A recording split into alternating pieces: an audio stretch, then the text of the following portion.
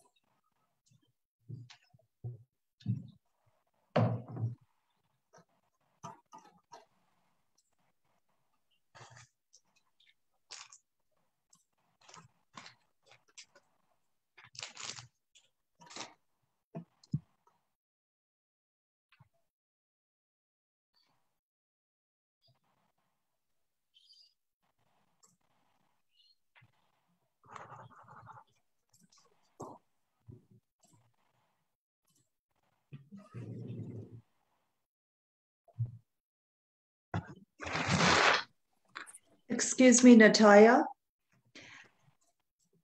Yes.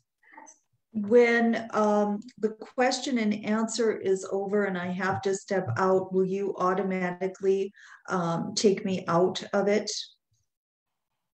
You can just leave the meeting.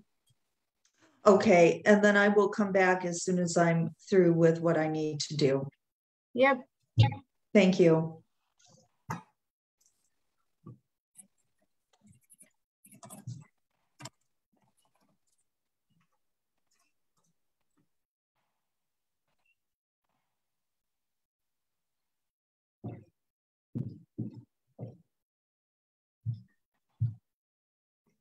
You can start when you're ready, Daryl. Very well. Good morning. Thank you for joining this online mental health symposium. My name is Daryl Williams and I'm a director of the Mental Health Foundation of Australia, and I'm a barrister at the Victorian Bar, so I have a foot in both camps of the organisations that are bringing you this event today. We begin today's proceedings by acknowledging the traditional owners of the lands on which we meet today, in my case being the Bunurong people, and paying our respects to their elders past, present and emerging. I extend this respect to all Aboriginal and Torres Strait Islander peoples in attendance today. On behalf of the Mental Health Foundation Australia and the Victorian Bar, as joint hosts of this event, I would like to welcome and thank each and every one of you for attending this Legal Professionals Mental Health Forum during National Mental Health Month 2021, and I'll say a little bit more about National Mental Health Month a little later.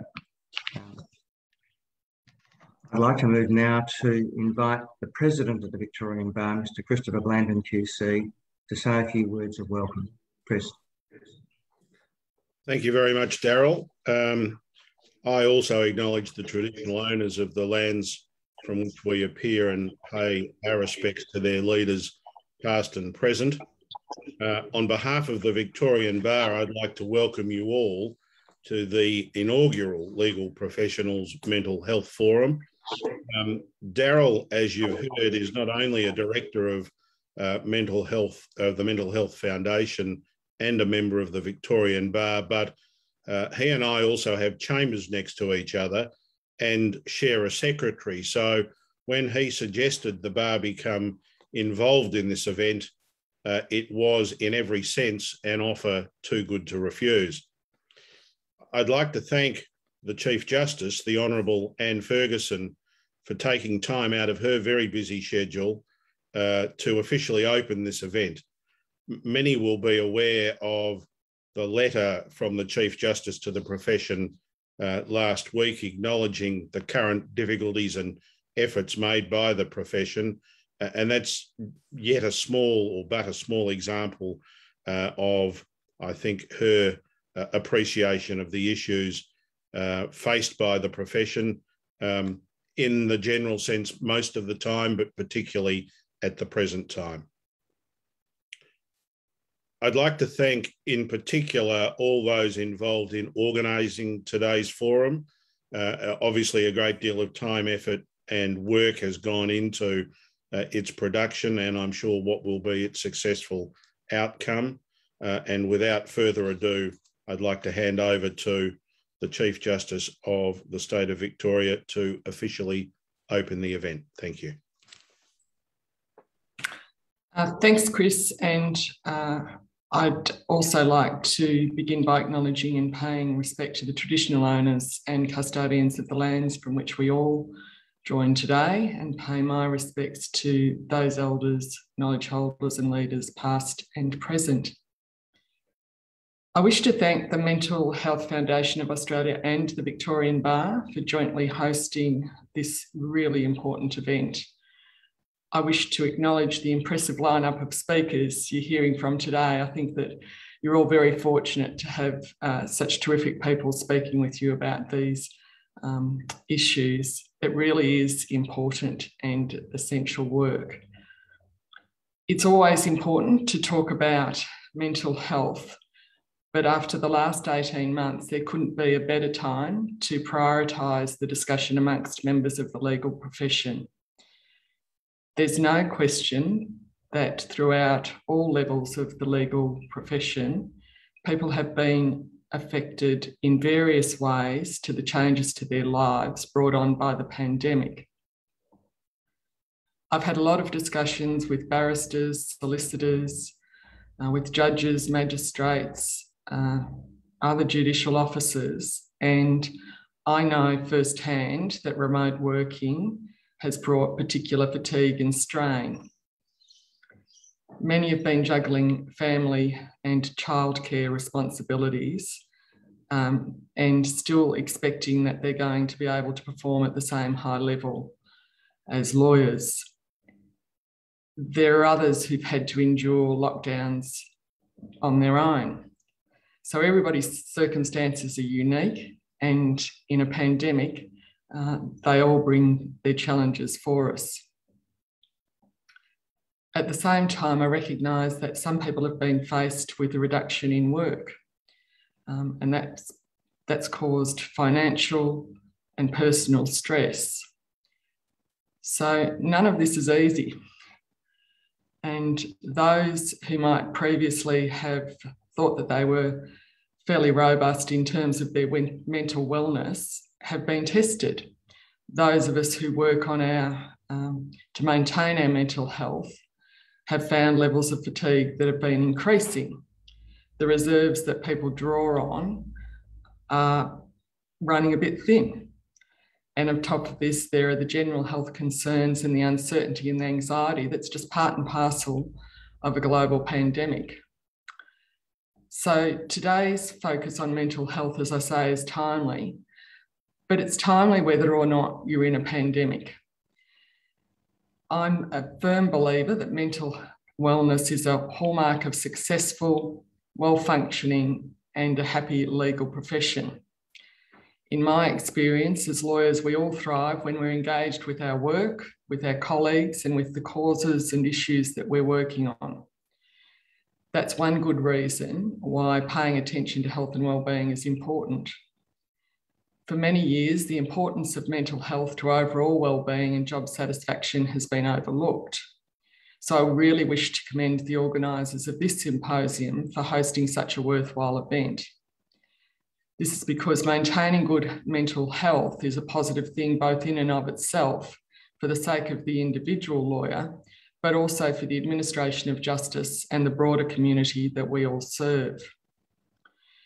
Having looked at who's speaking today, I'm sure that they'll be able to offer you much more specialised advice on how to maintain your mental health and wellbeing. But I'm happy to share some of my techniques with you. They include exercise, eating well, good sleep, keeping up with family, friends and colleagues, and making sure I have a laugh from time to time. In fact, that has to be a daily event. The means of keeping up through the pandemic have changed, particularly during lockdown, but the importance of it hasn't. And if anything, it's more important than ever. It's also important to recognise a sense of optimism about the future. We've all gone, I'm sure, from checking the daily case numbers to looking at the vaccination rates. There is a brighter future ahead, so I join with you in working towards that. Above all, I'd encourage you all to treat your mental health in the same way as you would your physical health. If you start to notice that you've got a bit of a problem, or you think that you might, then go and talk to an expert about it. Whether that's starting a conversation with a GP, with a psychiatrist, a psychologist, a psychotherapist, a counsellor, or another medical professional. They're really terrific people and they can help you. You're not on your own. Try to make sure you have good supports around you. If you've got too much on, listening, delegating and remaining calm while you work through issues is always important. And don't forget to keep an eye out for others where you can. You might realise someone is struggling a little bit before they do, and a supportive conversation at the right time can do wonders. I'm sorry that I can't stay with you for the rest of this morning's symposium. I would very much have liked to have done that, but I'm unable to. But I do wish you well. And again, I thank the Bar and the Mental Health Foundation of Australia for this symposium. I think it's absolutely wonderful that you're driving this initiative. Thank you. Thank you so much, Chief Justice, for your well-chosen remarks. I would add to your Honour's personal list of wellness initiatives that ownership of a cat can be particularly useful. It also, if it's a particularly amusing cat, as mine is, adds to that daily laugh, which I very much agree with Your Honour is an important part of keeping mentally well. Thank you so much for lending your leadership to this organisation and to this symposium. Your leadership of the profession in these difficult times has been outstanding and well recognised. And we thank you for joining us today. We also understand, of course, that as you are sitting in the Court of Appeal today, you can't remain part of this symposium for the entirety of it, but we thank you for your contribution. I'd now like to move to introducing our first keynote speaker, Dr. Dawn D'Amico. She will be speaking on the topic of trauma and burnout in legal practice. Dawn D'Amico is a psychotherapist, author and educator who specialises in trauma. She provides keynote speaking appearances, seminars, continuing education credits. Of course, you're getting some of those today by being part of the seminar, if you're a legal professional joining us, and private psychotherapy internationally. Dawn has served as a keynote speaker at many events, including being the keynote speaker for the Chief Judges Conference for the state of Wisconsin on trauma and mental health, Wisconsin Supreme Court, and Canadian Lawyers and Mental Health Association, the Canadian Criminal Lawyers Association, Lawyers as Collaborative Leaders, Australia, and the Tata Institute for Social Sciences, Mumbai, India, amongst many others. Dawn's area of expertise includes primary trauma, secondary trauma, and generational trauma, as you will hear, and the myriad of mental health issues that accompany trauma. Amongst other works, she is the author of Trauma and Wellbeing amongst Legal Professionals and the Companion Handbook to Trauma and Wellbeing among Legal Professionals. Please join me in thanking and welcoming Dr. D'Amico today. Dawn.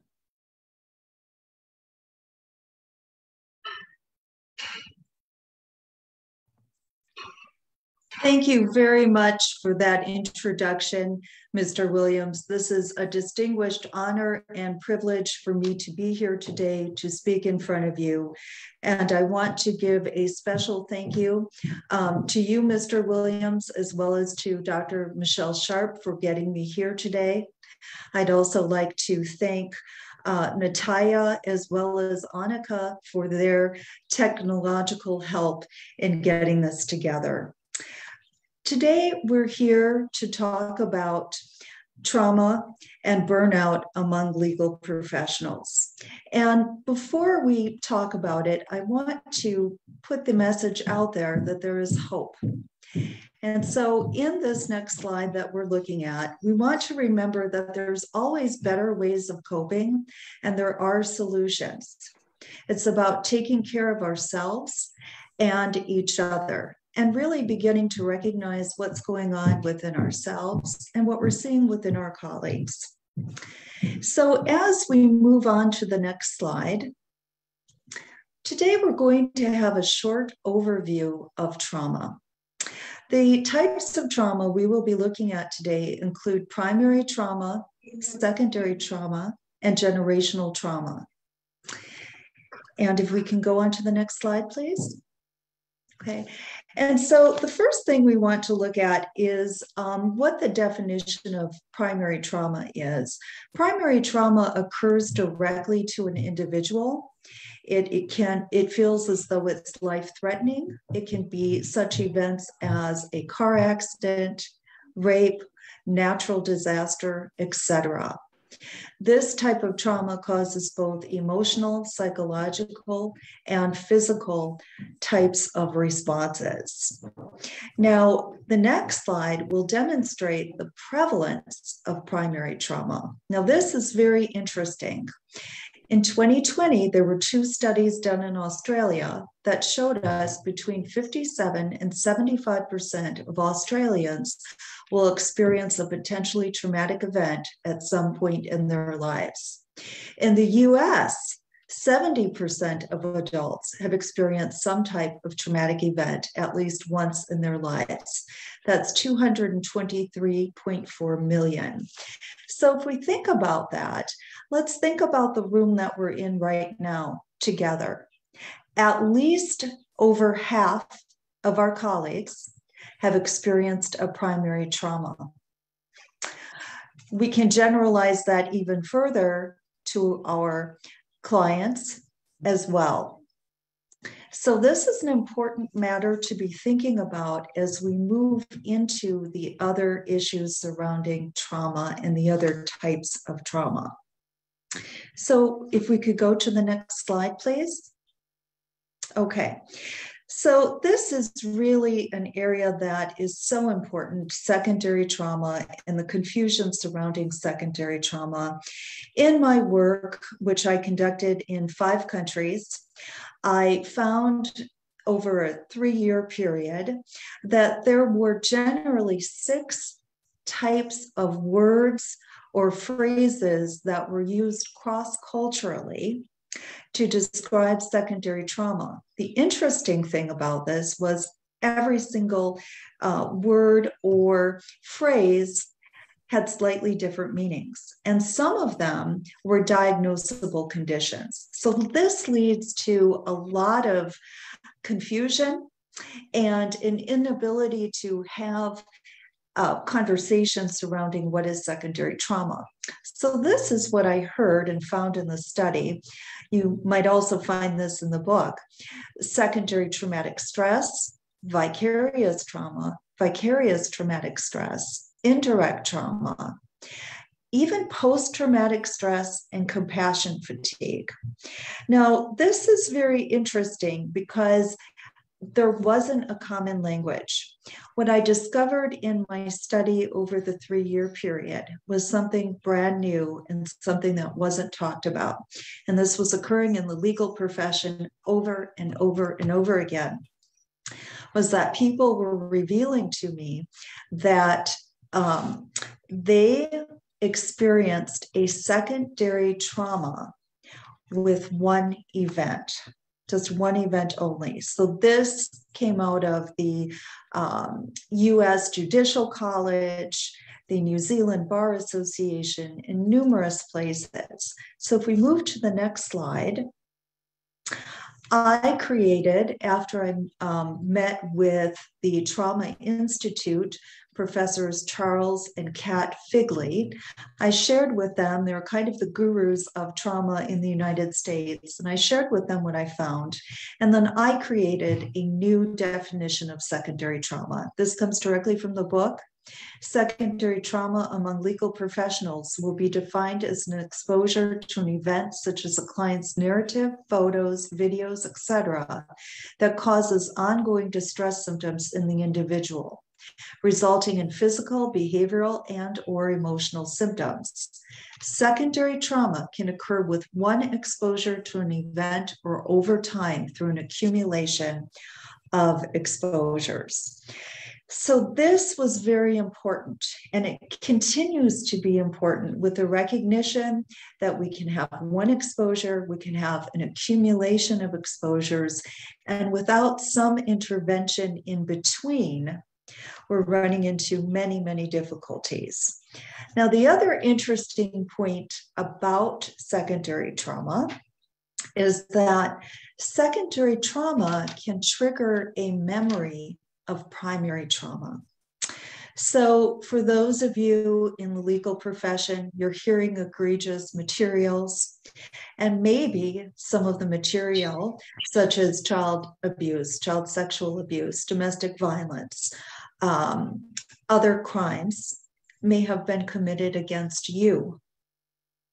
And so if we go back and we think about, okay, 57% to 75% of the people will have experienced a primary trauma, and you're hearing a similar trauma, you indeed may be triggered back into your primary trauma. This is critical. This is something that most people haven't thought of before. And again, within the studies, we found this over and over again. It makes sense just looking at it from a statistical perspective. So being aware of that. The next slide, if you will, is probably one of the least genuinely talked about traumas. It's generational trauma. And I've done full seminars in a number of places on generational trauma. And generational trauma speaks to how trauma moves across generations. Trauma can move across generations within one family, and trauma can move across an entire society. Some examples of trauma in a society would be Australia's Indigenous stolen generations, First Nations children of Canada, 9/11, and the Holocaust. So I think it's very important, even though these ideas may be underlying, that we really bring them to the forefront and speak to each other and recognize them. Because again, we may be experiencing all of the different types of trauma that we just talked about, primary, secondary, and generational. And with that being said, our colleagues may be as well, and so are the clients that we're serving. So this is a complex issue that must be further talked about and additional solutions created. And so to add to the complexity of what we're talking about today with trauma, I'd like to begin to speak about burnout. Okay, so this is amazing. I'm so happy about this. Burnout has actually been identified by the World Health Organization. It's now part of the International Classification of Diseases, the ICD, which is a very important step. Burnout as trauma, and particularly secondary trauma, has all kinds of different names for it, compassion fatigue, etc. But who the World Health Organization really did give us a concrete definition that we can all use. So burnout is a state of emotional or mental exhaustion caused by chronic workplace stressors which have not been successfully managed. This gives more legitimacy to what burnout is because we actually now have the ability to diagnose it as a real condition versus kind of some of the more fluffy ways of talking about things. So this was critical. This was historical. If we move on to the next slide, please. Okay, so more on burnout. Dr. Ballard from the American Psychological Association, the workplace program, health and workplace program, really said that burnout has to do with experiencing chronic stress and not having the resources to deal with it. Next slide, please. And Dr. Ballard created 10 symptoms that help us to recognize burnout within ourselves, as well as within our colleagues. And the number one symptom I'd like to point out is exhaustion. And exhaustion for many of us, fatigue, becomes a way of life. In fact, when I've done other presentations and talked to people from all around the world, it seems as though exhaustion and fatigue are just commonplace. People are kind of dragging around, and maybe it starts out for a couple of days on a difficult case or something going on at home, and it kind of ekes into our lives entirely. So we're kind of dragging ourselves everywhere. Well, exhaustion is not the normal way of being. It's not a healthy way of being. So if we're experiencing exhaustion on a regular basis, we need to take this into consideration for our own health and well-being, as well as our colleagues. Other symptoms that Dr. Ballard noted were lack of motivation, frustration, cynicism, other negative emotions, cognitive problems, difficulty paying attention or concentrating. Another cognitive problem that I noted in my research was short-term memory issues. So when we're suffering from burnout, not only do we have difficulty paying attention and concentrating, but we actually have real short-term memory issues. Other symptoms he found were slipping job performance issues, interpersonal problems, both at home and at work, not taking care of oneself, preoccupied with work when not at work, generally dissatisfied, and really a myriad of health problems, the most common being digestive, heart disease, and obesity problems. So with the next slide, I'd like us to take a moment today, and I have an anonymous poll, which Annika and Natalia have graciously put together for me. And Natalia, if you could go ahead and put up that information for the group. We will be providing you information of where you can email this particular poll. It's completely anonymous. No one will know who it's coming from, but I'd like to get a real feel for what's going on in the room so everyone can see this. So you're simply going to make a check mark if you are experiencing any or all of the forms of trauma, primary, secondary, generational, and how many symptoms of burnout you are experiencing. 2 or less, 3 to 6, 7+ symptoms, and hit submit. And again, this is completely anonymous. So I'll give you just a couple of moments to do that.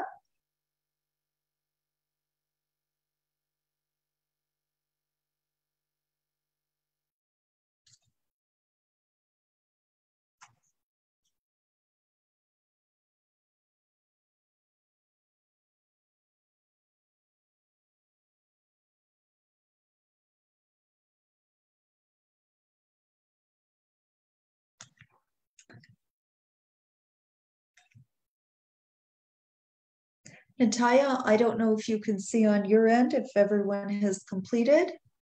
Yes, I think we can give 2 more minutes. Of course, absolutely. Please take your time.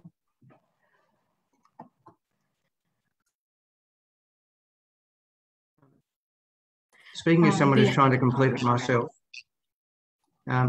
there's not an option to answer the first question by saying none of the above.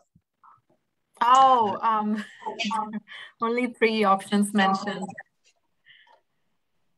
So for this poll, if you have none of the above, then just leave it blank. Then it won't let me submit. Pardon me? Then I can't submit. It's a multiple choice question, so it should have been an option.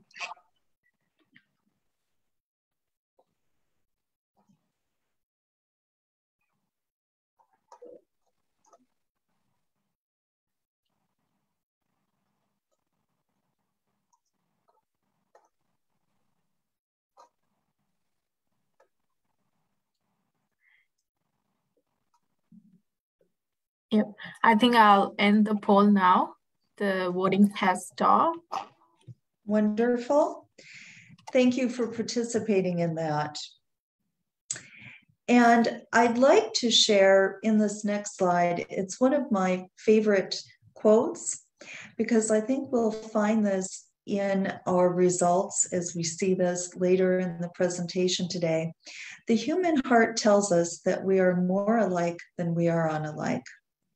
And again, I think you will see this as we move forward. Next slide. Okay, so talking about hope, talking about ways of preventing and coping with trauma in burnout, there are many, many things we can do. These are just a handful of things that we can start with. They're relatively easy to do, but there's literally so many things. In my book, I have over 101 tools that people can use that are a minute or less. So I encourage all of you to find something that works for you and use it. And it doesn't have to be complicated. Some of the things that we can think about right away on my list today is utilizing your team, utilizing managers for regular discussions or debriefings. We can find out if there's an employee assistance program, also known as EAP, and use it. We can find out how many sessions are available through that program as well, so we know how to plan for the future. We can engage in conversations with each other, with friends, with colleagues. We can engage in a conversation with ourselves by writing in journals. Journal writing is very minimized in terms of how much it can help us, and it can really give us insight, especially during those times when we are having difficulty. It's important for us to honor our vacations, our breaks, to evaluate where are you, what is your workspace like on a regular basis. Does it make you feel healthy? Do you have fresh air? Do you have light? What can you add to your workspace to make it better? Also, what can you do to be supportive of your coworkers? How are you celebrating their achievements? How are you celebrating your achievements? And what are you doing to take time out? All of these issues are important issues in prevention and coping. Next, please. Another tool that I brought in today, and this is from my book, is the Wheel of Wellness. Now, if you take a look at the Wheel of Wellness, it has 5 sectors for the 5 days of our working week. A lot of us tend to be what's known as weekend warriors. So we may be doing a lot of really great things for ourselves on the weekend, maybe running a marathon or doing other kinds of things. But during the work week, we don't have consistency. So I wanted to introduce the Wheel of Wellness and just briefly share the 5 sectors. And you might notice that you gravitate towards a particular sector.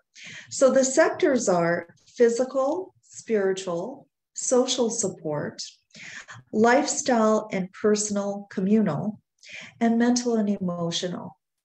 And I've listed in each of the 5 sectors just some examples of things people can do. Now, right from the beginning, some people may look at the Wheel of Wellness and say, I am great at the physical.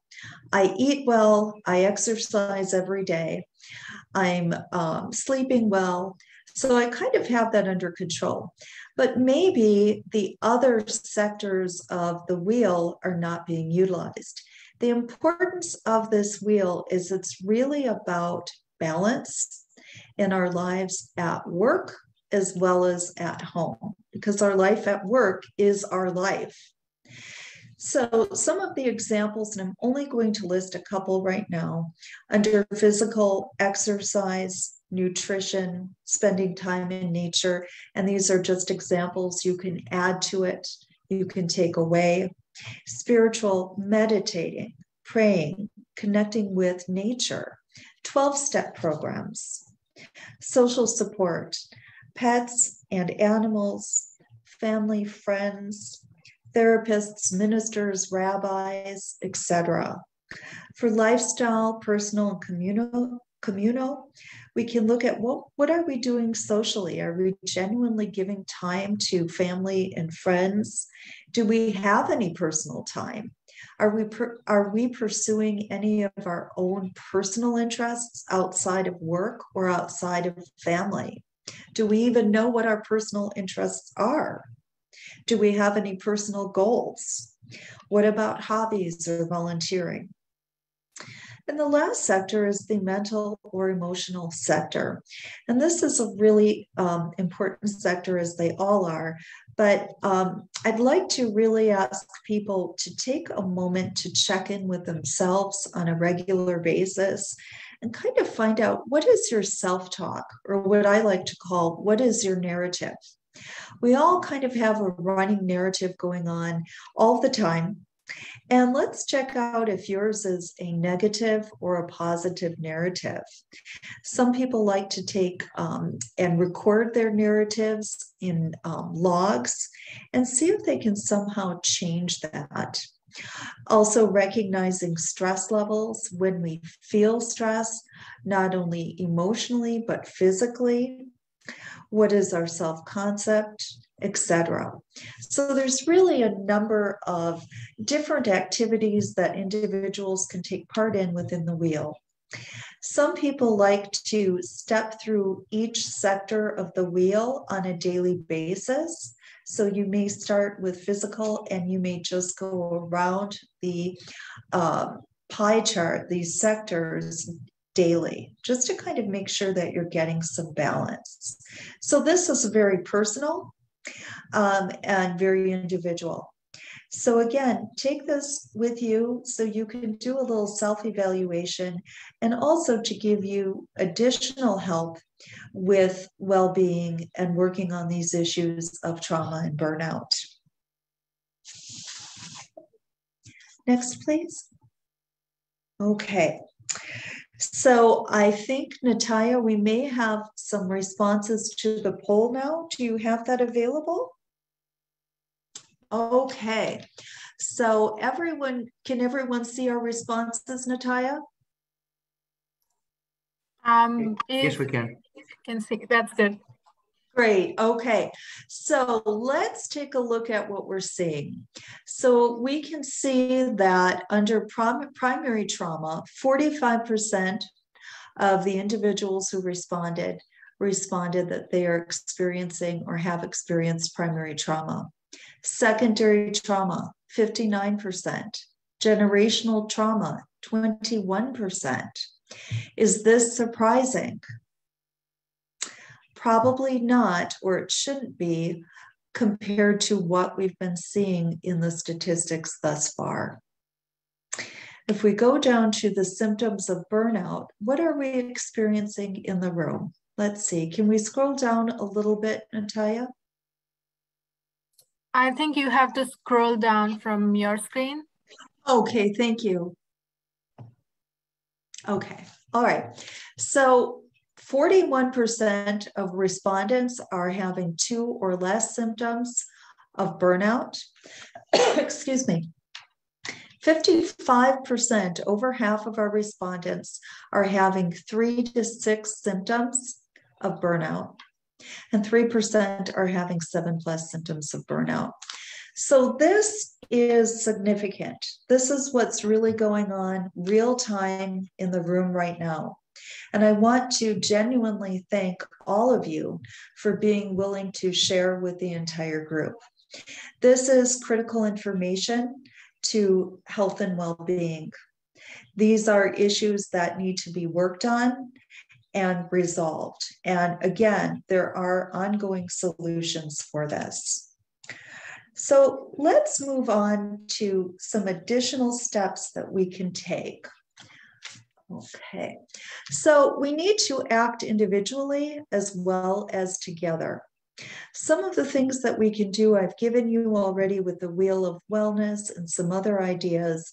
Some additional ideas that we can work on can be compassionate supervision, which is a specific way that I will explain briefly to you in a moment. Group support, we can have just very informal meetings with groups within the office to be able to help people move through some of these difficult issues. In addition, I would highly encourage groups to have drop-in topics such as what we're doing today, providing continuing education. This is the way we will help to normalize the conversation. All of these issues are very stigmatized. Mental health is still very stigmatized. And that's why I thank all of you for responding genuinely to this survey, this anonymous poll, because it's important for all of us to recognize how similar we all are. Okay, and the next slide, please. Okay, so just briefly, what is compassionate supervision? Compassionate supervision is a way of learning how to have a conversation with another individual that is solution-focused, contemplative, empathic, serious, and calm. So we're looking for solutions. We're not engaging in the emotional state. We're remaining calm and we're taking things seriously. This is an effective way of providing supervision for individuals. And finally, in my closing today, I'd like to share a quote from Melody Beatty, who is a international best-selling author.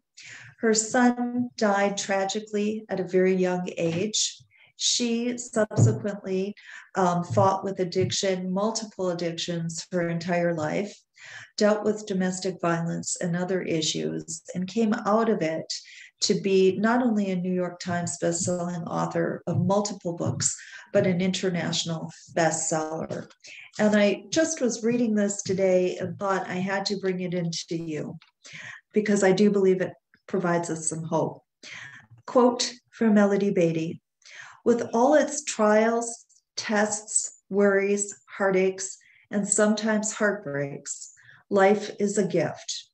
A few short years on this planet, then we are gone.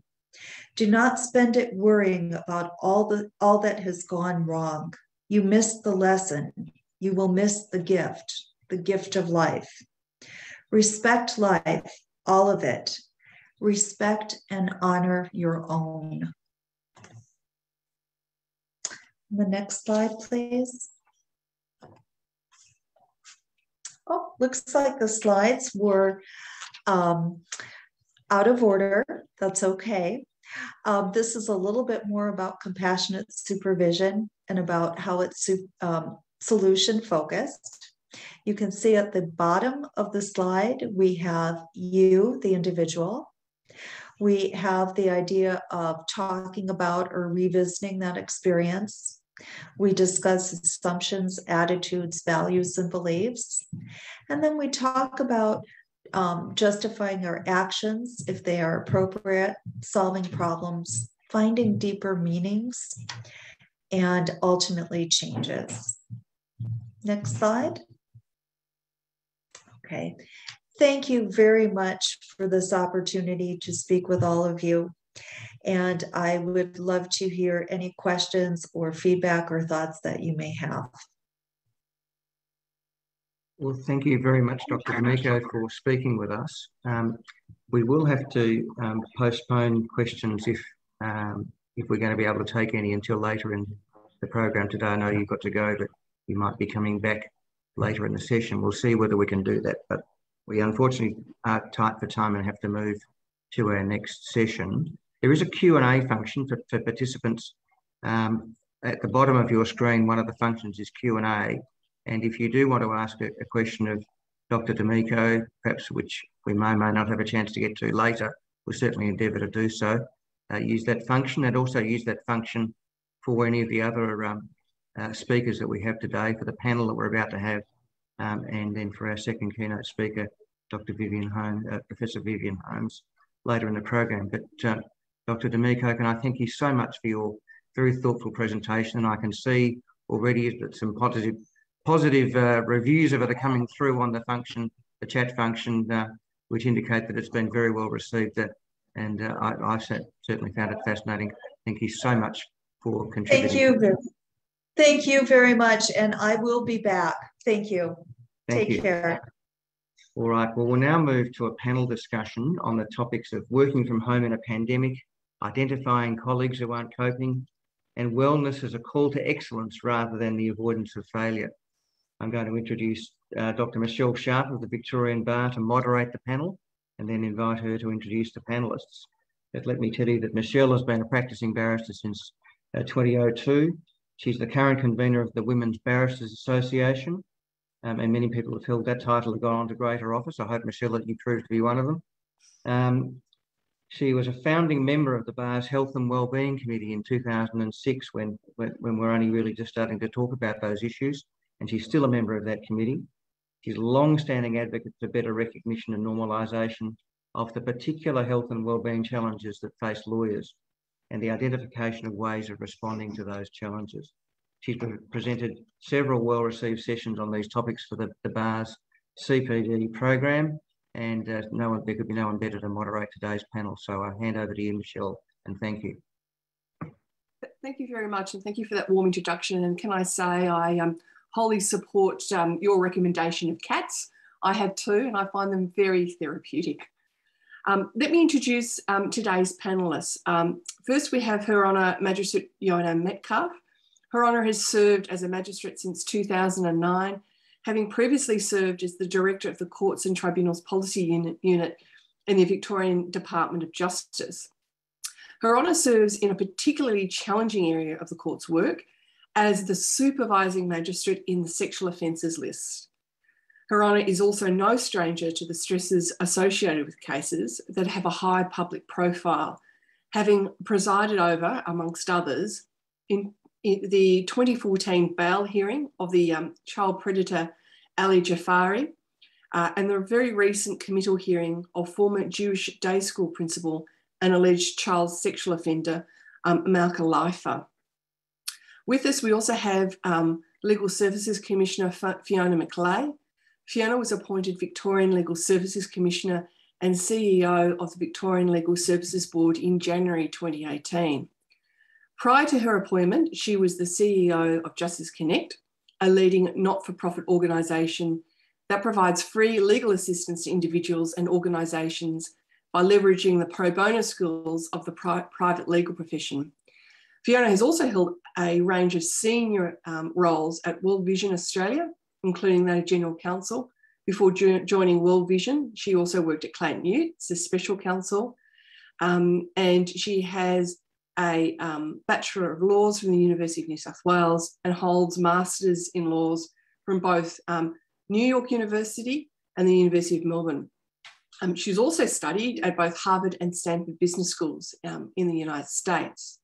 And then finally have with us Desi Vlahos. Desi is a full-time mentor at Leo Cusson in the blended legal training course.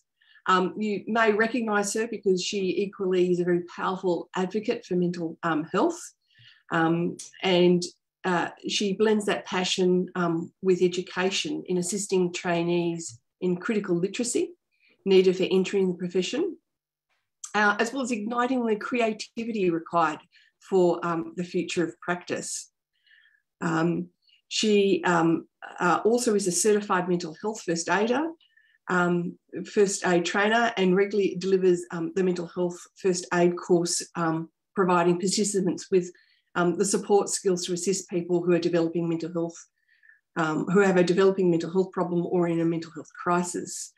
And in fact, she went on in 2019 to contribute a book chapter in relation to wellbeing and productivity in the LexisNexis Wellness for Law, Making Wellness a Core Business. And importantly, in 2020, Desi joined the International Bar Association's Task Force on Wellness in the Legal Profession.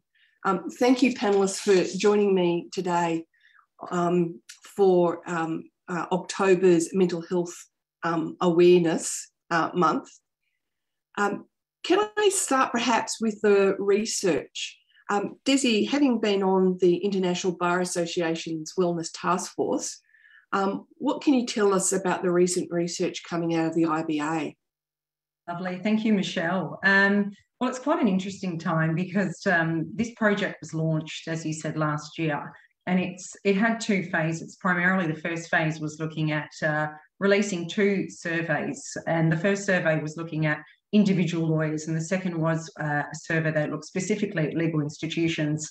And it also comes at an interesting time because last week you're probably aware that the Law Care report just came out, The Life in the Law, which really does show us some profound parallels. So to give you a very quick summary in the interest of time, the IBA Wellbeing Survey and report, which is going to be released very shortly, shows us that the lawyer wellbeing is cause for global concern. The wellbeing index scores gathered from the survey data demonstrate that lawyers' levels of wellbeing are below the global average. So to give you... Oh, I think Desi's frozen. Perhaps, Fiona, you might be able to step in and tell us about the research that the Legal Services Board has been doing. Sure, I can fill in the gap till Desi unfreezes. Hi, everyone. We did some qualitative research a couple of years ago, and pre-COVID, I should add. So quite different from the IBA in that it was much narrower. But really, we were interested to better understand the factors that lead to poor wellbeing in the profession. We took that as a bit of a given, and we were interested to unpack what causes that. So we spoke to about 40 lawyers in the end from across the spectrum of legal workplaces, from students right through to retired lawyers, actually. We had some really fascinating conversations. People were very generous with their time and their experiences. So a few insights from that. A really powerful one was that lawyers are really acculturated to this idea that law is stressful, that it's demanding, that people should work hard, that it's competitive. That starts very early on, right from law school, and in fact, even getting into law school. And these heavy demands, high expectations just continue on all the way through people's careers. So it's actually very difficult in an environment like that for well-being to be something that is a focus. As we analysed and thought about what lawyers had told us, we for our own help, I think, or usefulness, identified 3 ways that we think lawyers experience stress. So we talk about horizontal pressure, which comes from, a lot of it's from peers and the competitive nature of environment, whether you're in a law firm or at the bar, there's a lot of competition within lawyers. There's vertical pressure, which comes from clients, from their workplaces, from senior lawyers they might be working with, that delivery kind of pressure. And then a third pressure, an internal pressure, which comes from lawyers' tendencies to perfectionism and self-criticism. And Dawn referred to this in her remarks before, I think, as negative self-talk, and that's a real feature of lawyers. So perhaps, Tricia, if I could just stop you there. I'm also conscious of time, and we only have her honour for a few moments, unfortunately, because we've had some slippage with time, and she'll have to leave us at 10 o'clock to begin her work day and working on sex trials. And I think that perhaps it might be feeding into what you've been saying, Fiona, about stresses, because I think, and also what Dawn was saying, because I think when we think about stress, and in particular secondary trauma, I mean, I think the first thing we think of is sex trials. I mean, is there anything more stressful? What kind of learnings and what kind of strategies has the court developed to deal with this? Oh, thank you, Michelle, and I'm sorry to impose my timelines, but I do have a case starting at 10, and one of the joys of being online is that there's quite a lack of flexibility around time. Well, I suppose there's a couple of things that I wanted to talk about. Firstly, cases with sexual offending are sort of inherently challenging because of the subject matter that they're dealing with, because of the private nature of the events they deal with. In cases involving things such as child abuse material, there's confronting material that has to be looked at and viewed. And in the courtroom itself, there are complainants and witnesses who have a very challenging task in talking to the court about traumatic events. There's vulnerable complainants such as children.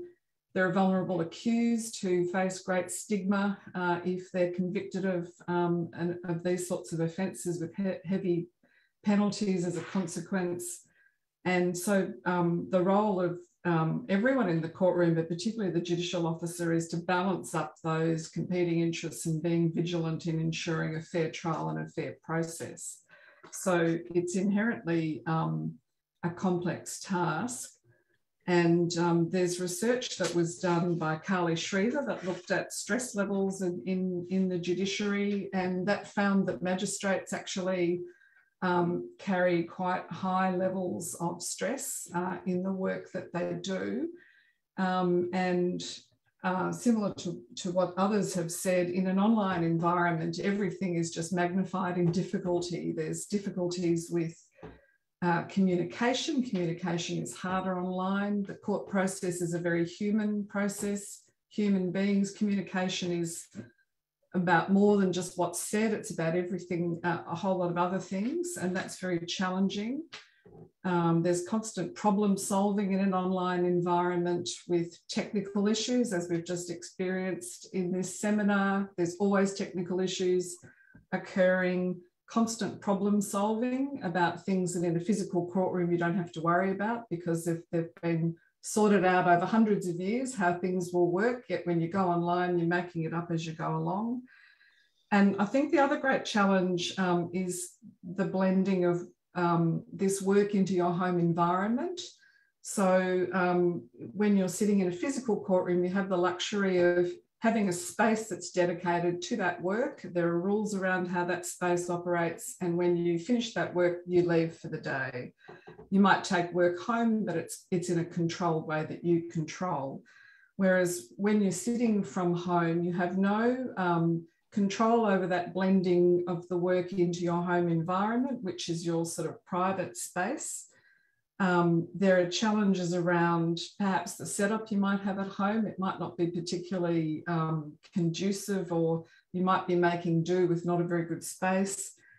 You have things like the risks of children coming into the hearing midway through, or a dog barking, all that sort of thing.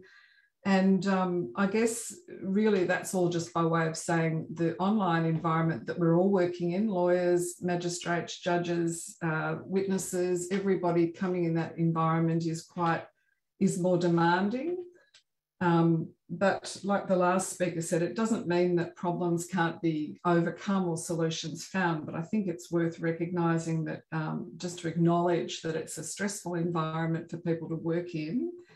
And as a judicial officer, you have to be very patient and calm, and perhaps be very understanding. And at times things are funny that happen, and if it's appropriate, if it's not a sensitive moment in a case, there's nothing wrong with having a light moment. And the court, the magistrates court, really has worked quite hard to introduce a culture where mental wellbeing is acknowledged as a very important aspect of being a good judicial officer. The fact that you inevitably experience stress and sometimes distress with your work doesn't mean you can't be a good judicial officer and be skilled and careful and caring, but it does mean that you have to have an environment where it can be spoken about. And you have to have things such as proactive counselling, proactive debriefing. So we have sort of informal systems where we, as colleagues, talk to each other, we debrief informally, we talk about our cases, we acknowledge, and we try and look out for each other. Then we have a range of formal mechanisms around regular sessions with counselling that we can control what they're about, but they're regular. And we have training. Many of our staff and magistrates have been trained in mental health first aid, so how to recognise signs in others. That's just a very brief overview, and I've probably not answered your question. No, but I'm interested in a bit more about something that was picked up by Fiona about how an awareness of mental health can actually make us, even better lawyers. Do you think the same is true for judicial officers? I think it's completely true. I think we have a responsibility to be aware of our own well-being, things like the physical signs of when you're feeling a bit stressed. So some of the things that I've learned about is how to manage my breathing or just to take a breath between matters. And so when I'm aware of that, I'm more able to be patient. I'm more able to be judicial, really, to play that role of impartiality, but fairness.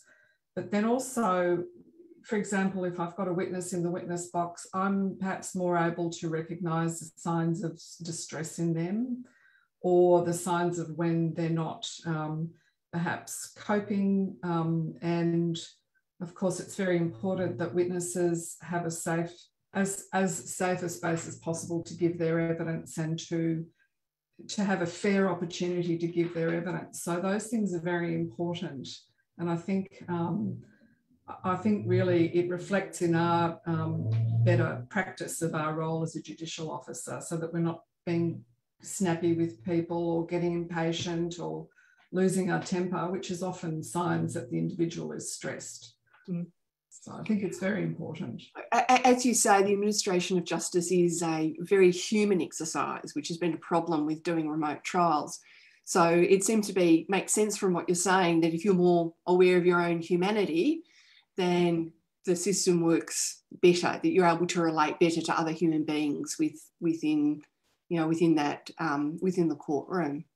That's right. And it's really everyone in the courtroom. It's the other legal professionals who are there sort of doing their work. They've got stresses in the role they're playing in there, but it's the witnesses, it's everybody who comes. It's people's families. When you have an accused and their family, it's how you speak to people. It is a very human business. And I think working online, it's been terrific to do it this way, because we've been able to eat into delays and not have them increase. But it is a more complex task, I think. And I think it needs to be acknowledged that we need to pay attention to that and be aware of it, and make sure we're looking after each other and looking after everyone in our court, really.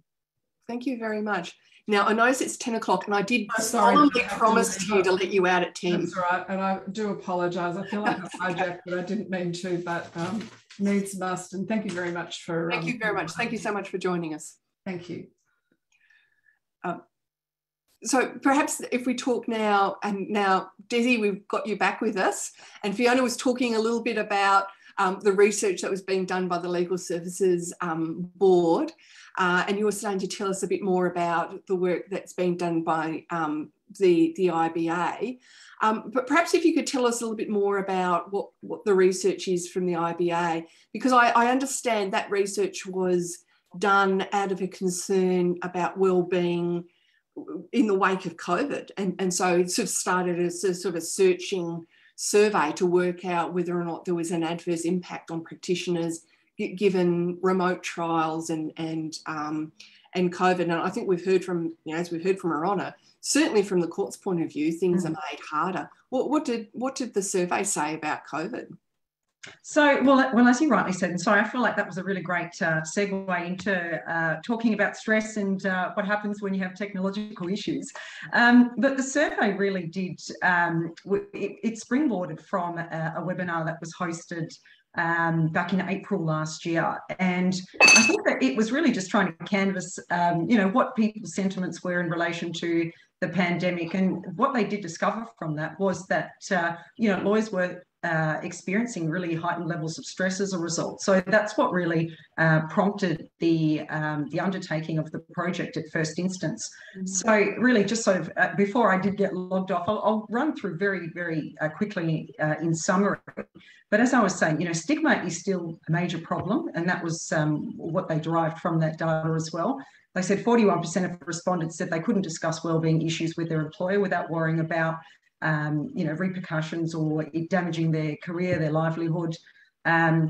Additionally, the awareness about local and international wellbeing support or services available was very low, and particularly in some jurisdictions, wellbeing support and services doesn't even really exist. And that's a real challenge for the IBA in really addressing the stigma in various jurisdictions where the conversations around wellbeing are not really as prevalent as other jurisdictions, such as Australia. Employers also think that wellbeing is a priority, but it's not reflected in the experiences of staff. So a lot of employees are thinking that their employers need to be doing a lot more in this area.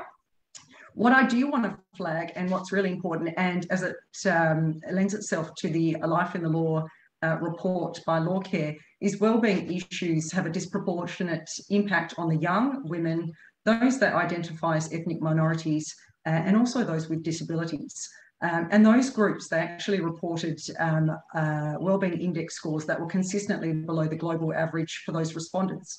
So what this highlights is that there's a need for there to be greater recognition of those intersectionalities and the development of richer understanding and awareness of the needs of specific groups, and identifying effective ways really to foster equality, diversity and inclusion within the legal profession. And the Life in the Law report really did show very similar findings in that too. What I did also want to really flag as well, is this is very, very important to the discussion as well, was there's a large disparity between the number of institutions that say they have wellbeing initiatives in place. So from the survey, the global survey, it showed that 73% of organisations said they had wellbeing initiatives in place, but only 16% of people in managerial positions actually had any sort of wellbeing training. So we can see there's a need for additional forms of high quality education for people in positions of management, because when we're looking at it, at the discussion really, we need to be ensuring that people in positions of supervisory, in those supervisory positions or management, do have some level of mental health cognizance. They do know how to recognise what we call those psychosocial hazards in the workplace as it relates to managing risk specifically. And that sort of,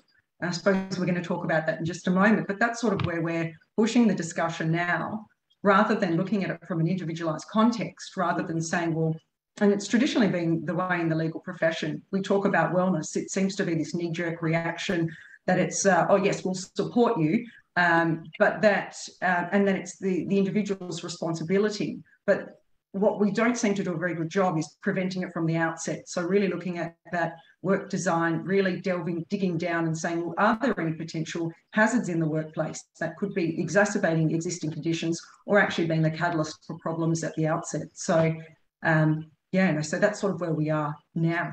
That's really fascinating and really important. Yeah. And that seems to gel with the research, Fiona, that the board has undertaken, and the what I've been reading most recently coming out of the Legal Services Board, that seems to be where your heading is, looking more at institutional design. What are the institutional factors that contribute to poor mental health? And I think, you know, as they say, prevention is better than cure, and it's a truism for a reason. Well, Fiona, what are the sorts of things is the Legal Services Board and Legal Services Commission pushing to promote good mental health, you know, at that institutional level? Yeah, thanks, Michelle. Look, I'll be honest with everyone. I think that's the most challenging part of it. We were keen to uncover that and to make that point in the report that we released. It's really a shared responsibility, I think, of everybody who works in law and in the justice system. I think often lawyers feel that it's personally up to them to just cope, and if they can't cope, they've got some kind of personal weakness and they need to toughen up. And that's absolutely not our view. We're also very aware of vicarious or secondary trauma, and really great to hear Dawn speak about that, and lovely to see you again, Dawn. That's received far too little attention, I think, in the legal profession. We talk about law being stressful in terms of deadlines and competition and those sorts of things, but the substantive work often is extremely distressing, and clearly that's the case in the sorts of things we've talked about this morning: criminal law, family law. child protection, family violence, those kinds of areas. But I think many other areas of legal practice where you're working with people who by definition are in a difficult situation. They wouldn't be speaking to you as a lawyer if they weren't. You can have somebody who's been dismissed from their job, who's been suffered a personal injury, experienced discrimination. You might be acting for a small business owner who's about to lose her business, and all of her livelihood is on the line. It's very, very stressful. And you're also often navigating people's expectations of what the system and the law might deliver and the reality of what can actually be done for them. So you're advocating for a client, but also trying to explain a system which often can't produce a result. So there's a lot of reasons why I think these sorts of system pressures are really important for lawyers to understand, and for us to have this conversation, and really to normalise it, and to say that it's normal to have an emotional reaction to other people's pain, and that's a good thing. Actually, it would be worse, I think, if people didn't respond to that. So I think all of us have an obligation to think about the part we play in managing those sorts of things, identifying where others that we interact with might be under pressure. And so whether we're talking to managing partners, to lecturers at law schools, general counsel who are instructing lawyers, everyone in the system needs to think, when I ask for something to be done by a particular time, what is the impact of that? We need to think about that as the regulator as well. We're aware that some of the things that we do as a regulator can be very stressful, and a lot of work we're doing at the moment to try and make engagement with us simpler and quicker and more efficient for people, so that we're doing our bit to ease stress. So all parts of the system, I think, have got a role to play in this, and it's very, very complex. There's no one simple set of solutions that will address it. Yeah, and you mentioned something that is strikes me as very important, and this is something that Arona touched upon, and that is, it would be unusual if you didn't have an emotional reaction to it. And we heard Arona say that, in fact, being aware of her own responses enables her, in fact, to elevate her court craft. It enables her to be more respectful and in tune with witnesses and with those who appear before her. And it reminds me of something the Chief Justice in Western Australia, who actually gave a speech about empathy and the importance of empathy in the administration of justice. So taking what you said about, Desi, about stigma, and Fiona, what you've said about some people think it's a personal failing if they don't that they have to toughen up. I mean, what has been your experience in terms of wellness and the ability or capacity to practice law? So in terms of what exactly, Michelle? So just in terms of more empathy-wise, is that what you're saying? Do you think, in fact, dealing, as Arona observed, do you think for lawyers, whether that in fact, better understanding issues of mental health, one's own mental health, being careful of one's own mental health, and not toughening up, not ignoring these things, but attending to them. Do you think it's true, or do you think perhaps it actually enhances the standard of practice for lawyers, rather than perhaps for those who've wrestled with those issues and become well, and make them less of a lawyer, which I think for some lawyers there's a tendency, unfortunately, to think about that, think about it in those ways. So somebody once described to me as being a Darwinian approach to legal practice. You either make it and then you're a lawyer, or if you struggle, then you're not meant to be there.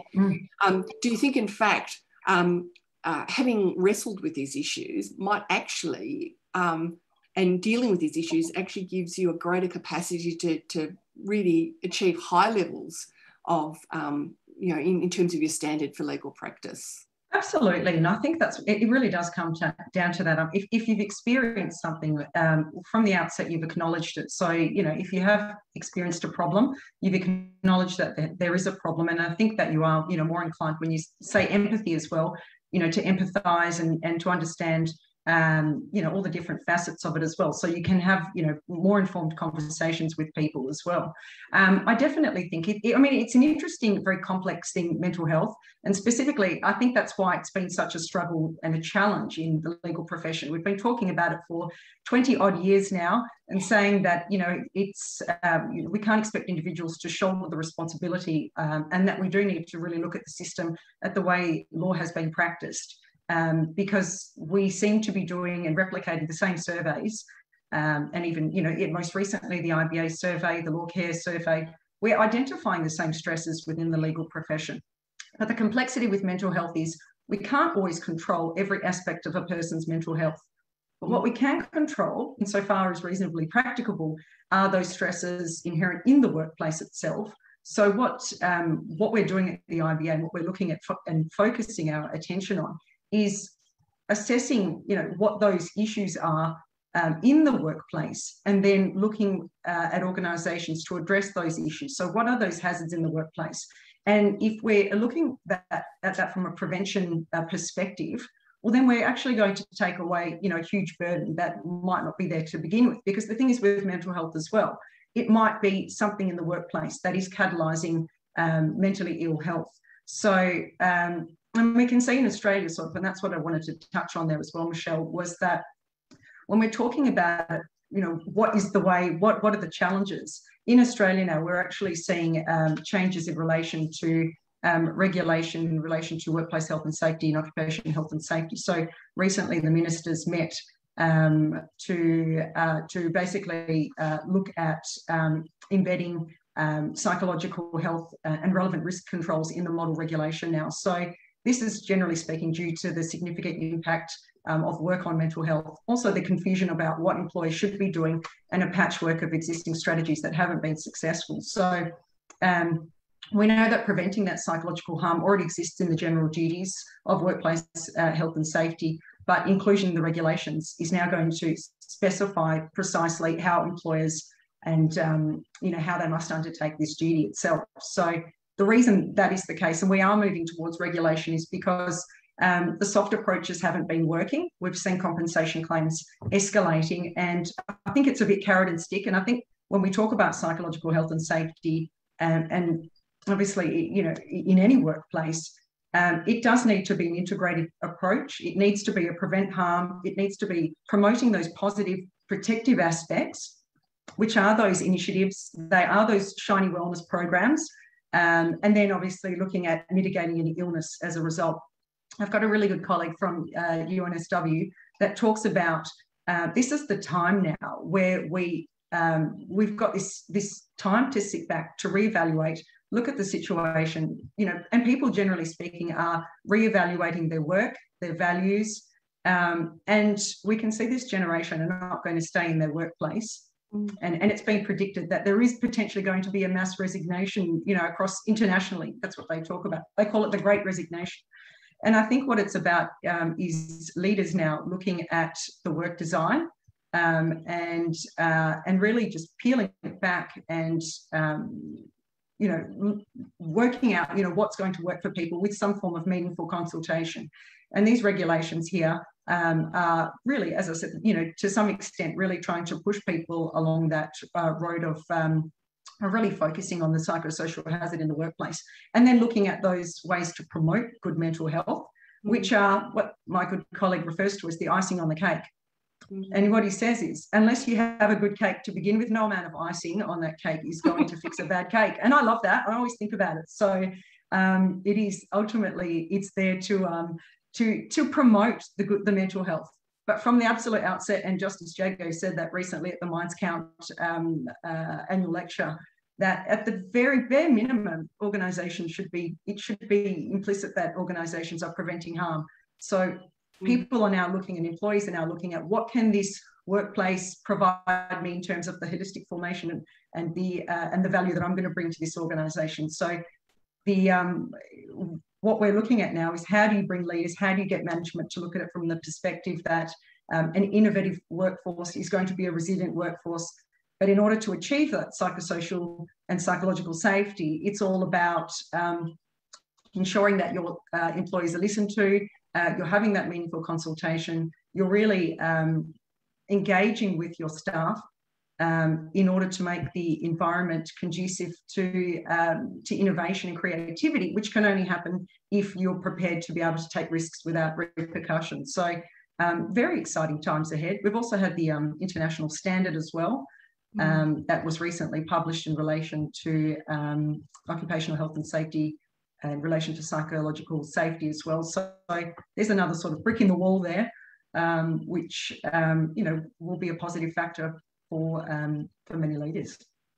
So there is light. You know, there is a lot to be hopeful for. Yeah, absolutely. And speaking about the cake, Fiona, you would see how the cake kind of falls in terms of complaints, and see the connection with poor mental health. Any sort of final words that you would like to add about you know, mental health and the strategy we can adopt to improve it? I think that particularly those who are listening who are at the bar, where you know, they're not part of a firm with some of that architecture. I really would encourage you to make use of one of the great strengths of the bar, which is its collegiate nature. And again, Dawn talked about compassionate conversations, and I think that's a really good thing to cultivate as part of that. I encourage lawyers all the time in all parts of the profession to really make use of that collegiate nature of the profession. It's one of the great joys of being a lawyer, and lawyers often use it professionally in terms of technical knowledge, but it's also a really protective factor in terms of your own well-being. We know that isolated lawyers are much more likely to find themselves in difficulty, and we really don't want to see that happen. So it's particularly challenging, I think, in COVID times. I hope that COVID has helped to normalise some of these conversations. We're all asking each other every day on Zoom, how are you going? You know, what are the numbers today? People up and down. So I think we're getting much better in the last 18 months of talking about how we're feeling. I hope that we can continue that on when we come out on the other side of this pandemic and start to normalise these conversations so that people can say, yep, that was actually a really tough conversation. Can I have a chat with you about it? Or actually, you know what, I've been not doing so well. I've been drinking too much. Can you help me connect in? So I think that'd be my key takeaway. Don't be isolated at this time. Well, thank you so much for both of you joining us on this panel to talk about, you know, really important these really important issues that, you know, the profession is wrestling with.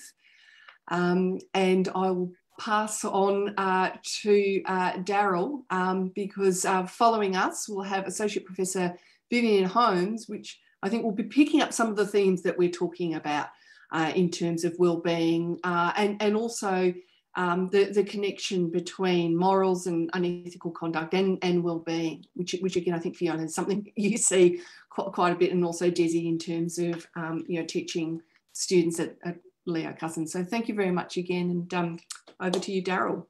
I'd like to add my thanks and those of the Mental Health Foundation of Australia to all of the panellists, and including Michelle for moderating that panel. It's been a terrific and worthwhile discussion, and I thank you very much for it. Before we move on to Vivian, we're going to practice what we preach and have a little bit of health and wellbeing. I make it 10:21. We're going to stop for 2 minutes. So if I can stand up, stretch, move around, get yourself a glass of water. Don't turn off your computer. We won't break and rejoin the connection for the sake of a 2-minute break, but I suggest, and I'm going to do this too, everyone stand up, have a bit of a stretch, get yourself a glass of water, and rejoin me in 2 minutes from now. I make it 10:21 and a half. I'll see you at 10:23 and a half. How about that? We'll see you in a minute.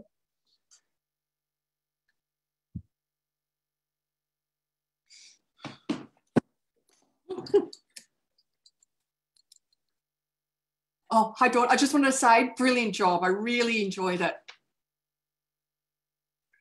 Can't hear you. There we go. Thank you so much, Michelle. Oh, fantastic. I really enjoyed it. Can you see me on the screen, I can. Michelle? Yeah. I can. Okay, good. I can see you perfectly. I told Daryl that I'm taking my medication. That's why I'm drinking so much. So I may just step out in between, but I'm glad you can see me. This has been an excellent presentation. I can't wait to hear the next part. Yeah, I think you'll particularly like Vivian. And I think from our discussions, I think a lot of it will really resonate with you. Yes. Yes. In fact, I think Vivian is in the book. Oh, yes. I think yes, I think I have her somewhere along there in the book. Can I ask, I don't know how to make my screen blank here. Hit just stop video. Oh, just stop video. Okay. Just if I need to step out, I would like to be able to do that and not disturb everyone. No, that's okay. I'm going to quickly get myself a cup of tea, so I'll see okay, we'll see you in a bit. Thank you, Michelle.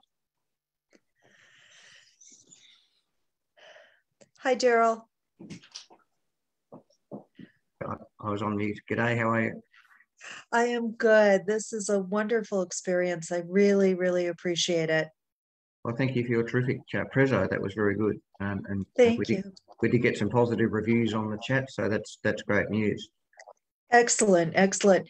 I wanted to let you know with that one section on the poll, as well as that miss on the slide, just an FYI.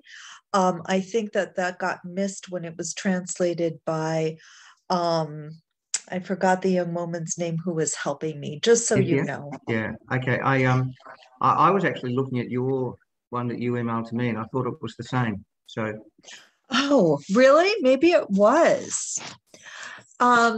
Well, if it was, then that's good to know, because then I can go ahead and fix it. But I think the missed slide at the end when I did my quote, but that's okay. So it was all good. It was all good. Yes. So very good. We should probably kick off again, I think. Nithya, are we ready to roll? We've probably been. Yep. We've probably been publishing all of these chats anyway the whole time, but should we resume our symposium? So if everybody who is getting themselves a cup of tea or stretching their legs or whatever would like to at least come back within hearing, if not sight, of their screens, we'll move on. Welcome back, and I'd now like to move to our next keynote speaker, Associate Professor Vivian Holmes from the Australian National University. She'll be speaking on the topic of values, ethics and wellbeing. Vivian teaches at the ANU College of Law and undertakes research in the current field in the fields of legal ethics, legal education, and the legal profession. The current research includes the intersection between values and lawyer wellbeing. Prior to joining ANU, Vivian worked as a litigation solicitor in private and government practice, as a government legal policy officer, as the Registrar of the Northern Territory Supreme Court, the Northern Territory Registrar of Probates, the NT Deputy Coroner, and a Judicial Registrar at the NT Magistrates Court. So she knows very much what she's talking about. She's also been member of the SSAT, the Social Security Appeals Tribunal, and is currently a member of the ACT Law Society's Complaint Committee, which I hope is not too busy. Please join me in welcoming Associate Professor Vivian Holmes. Thank you, Vivian. Thanks, Daryl. I'm going to share my screen. So can everyone see that now? Yep. I can, and I assume everyone else can. And how are we going time-wise? What's... We want to finish at 11, and so if you could be finished within half an hour, that would be terrific. Okay, sure. All right. First off, thank you very much for the invitation to talk today. And like others, I'd like to acknowledge and celebrate the first Australians on whose traditional lands we meet. And I'm coming to you from Canberra, so that's Ngunnawal and Ngambri country. So this is what I'm going to cover today. So the values, wellbeing, connection, and then really taking off from what the panel was talking about was the effect of organisational structures and cultures on our wellbeing. How I got into this research was that as I think Daryl mentioned, I teach legal ethics, and I was teaching and researching an approach to resolving ethical challenges called giving voice to values. And I noticed research that shows that if we feel we're making progress in living according to our values, our mental health is likely to be better. So I got really interested in the links between values, ethics, and well-being. So what I'm going to talk about is, of course, only part of the well-being picture, and we've heard some great information and suggestions and recommendations on other parts. And, you know, I don't want to detract from the suffering that mental distress causes and the importance of addressing that for individuals. But I think that bringing values into the picture is a part of the conversation that deserves attention. So when I'm talking about values, I'm really talking about personal and individual standards which guide our behaviour and our judgment of what's important in life. Whereas ethics, when I get onto ethics, it's more the generally accepted set of moral principles. And of course, as lawyers, we know what our legal ethic responsibilities are. So the values well-being connection, here we've got a photo of the bust of Aristotle and then a photo of Emeritus Professor Tim Kasser, who's at Knox College in Illinois. And these two men in some ways symbolize the ancient philosophy and wisdom around this topic and modern psychological research.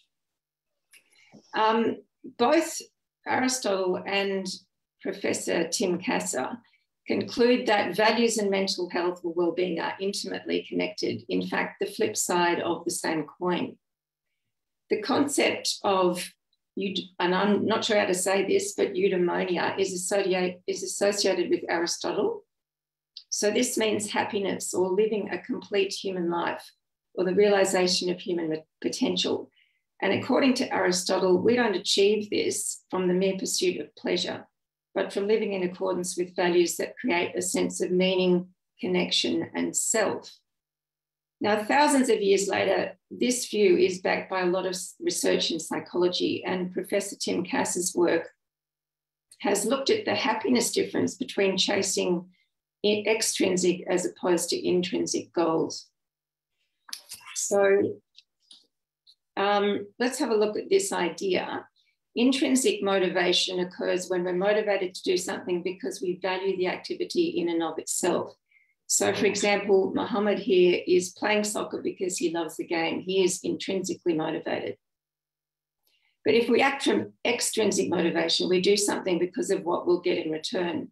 So money, admiration, superior status, etc. So Mohammed's opponent is playing soccer because he wants to win the prize.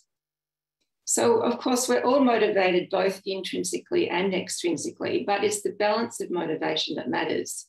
More than 22 studies have found that the more materialistic and extrinsically motivated we are, the more we'll experience symptoms of depression.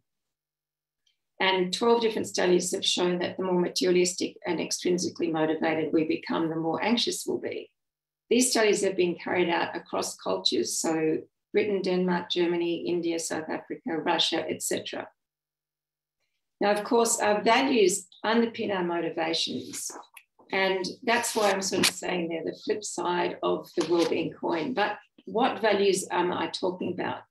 I'm talking about pro-social values that help us create a sense of meaning, connection, and self, that build community. And these are the values that are associated with better mental health. Now, self-determination theory, which is an accepted psychological theory, helps explain this. According to self-determination theory, if we are to live a satisfying life, so if we're to be happy and experience well-being, several psychological needs must be met. Our needs for autonomy, competence, and relatedness. If our need for autonomy is met, we feel like we're able to live in a way that reflects our true self. If our competence need is met, we feel capable of mastering tasks and meeting challenges. And when we feel relatedness to others, we feel closely connected to the important people in our lives. Now, we're more likely to have these needs met if we hold certain values: self-understanding, good relationships with others, helping others, building community, so pro-social values. If we primarily focus on extrinsic values such as wealth or power, we can undermine our well-being because we're not prioritising activities that meet our psychological needs. Now, The psychological factors that influence whether we're mentally healthy and happy also influence our ethical decision-making and our level of professionalism. Professor Lawrence Krieger, who's from Florida State University, has done a lot of research in this area into lawyers' wellbeing and professionalism. And he points out the strong links between psychological needs and professionalism. So a professional exhibits integrity, which is connected to autonomy, competence and service, which is sort of self-explanatory, and interpersonal skills when relating to colleagues and clients. So that's relatedness to others. These links are emphasised in Krieger's research, which includes a study of thousands of lawyers in the US.